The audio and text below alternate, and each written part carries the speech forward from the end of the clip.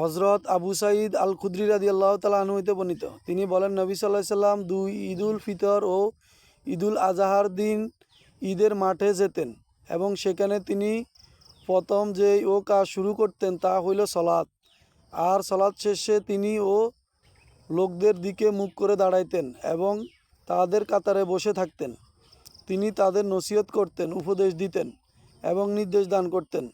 যদি তিনি ও কোনো সেনাদল পাঠাইবার ইচ্ছা করতেন তবে তাদের আলাদা করে দিতেন, অথবা যদি কোনো ও বিষয়ে নিদর্শন জারি করার ইচ্ছা করতেন তবে তা ও জারি করতেন, অতঃপর তিনি ফিরে যেতেন।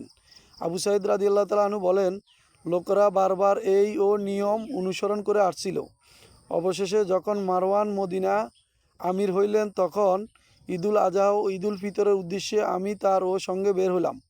আমরা যখন ঈদের মাঠে পৌঁছাইলাম তখন সেখানে একটি ও মিম্বার দেখতে পেলাম। সেটি ও কাশির ইবনে সলত রাদিয়াল্লাহু তাআলা আনহু তৈরি করেছিলেন।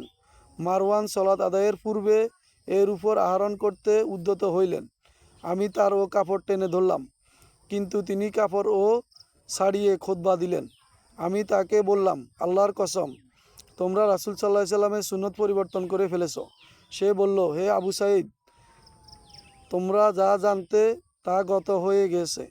আমি ও বললাম, আল্লাহর কসম, আমি যা জানি তা এর চেয়ে ভালো, যা আমি জানি না। সে তখন ও বলল, লোকজন সলাতের পর আমাদের জন্য বসে থাকে না, তাই ওটা সলাতের আগেই করছি। হাদিসটি সহিহ বুখারীতে 956 নম্বর রয়েছে এবং 360 নম্বর রয়েছে।